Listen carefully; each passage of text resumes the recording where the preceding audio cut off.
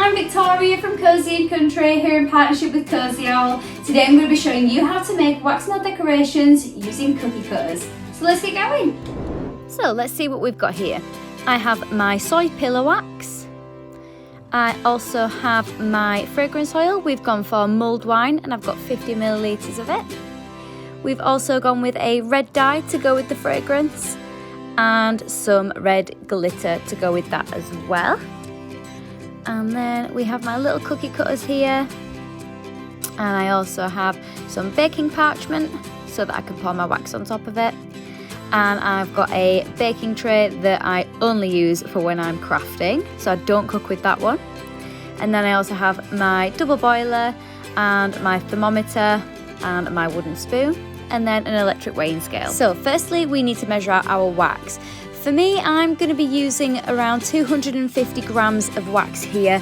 It is a little bit of a guess. I'm only going to be using 3 of my cookie cutters today, so I'm sure that that will be plenty. And then once I've measured it all out, I'm just going to pop some boiling water in the bottom of my pan, probably like 2 to 3 inches of water just in the bottom of the pan, and then I can pop my double boiler in there on a medium heat, and I'll just let it melt all the way through. I'll keep coming back and giving it a good mix round, and then I'll double check the temperature when I come back to it. At the moment I'm not going to worry too much about it, I just want to get it all melted through, so I'll keep coming back and giving it a good mix round just so that it melts nice and even. So it's been about 10 minutes now and my wax has melted all the way through, as you can see here. There are no lumps in there.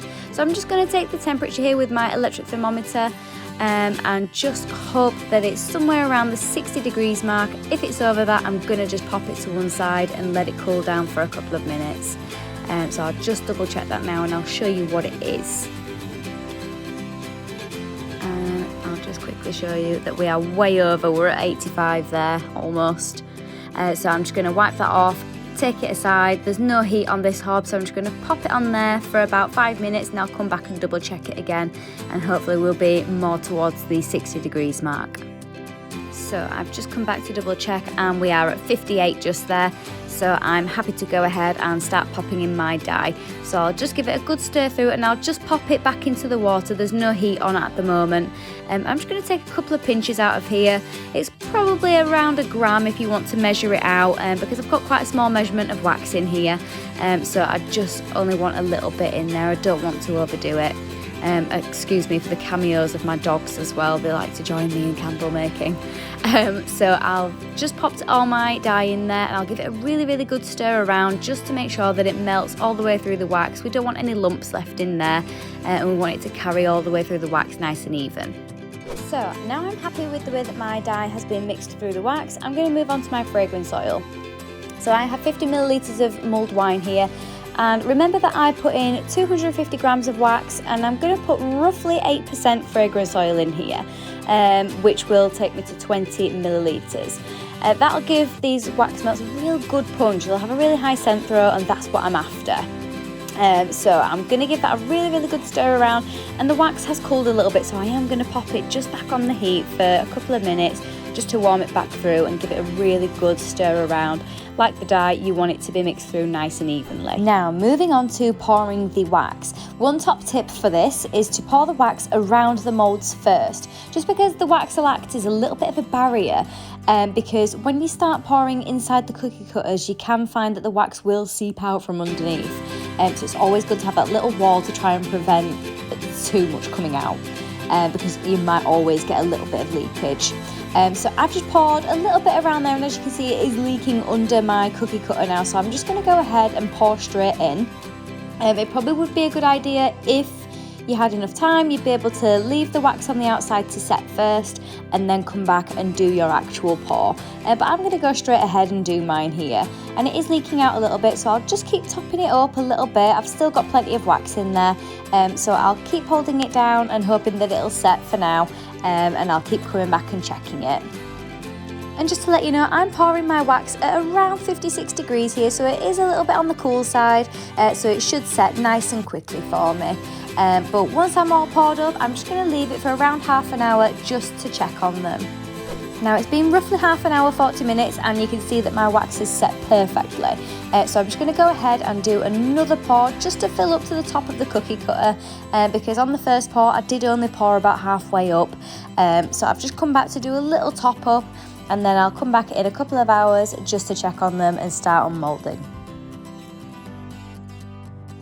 And then not forgetting the all-important glitter.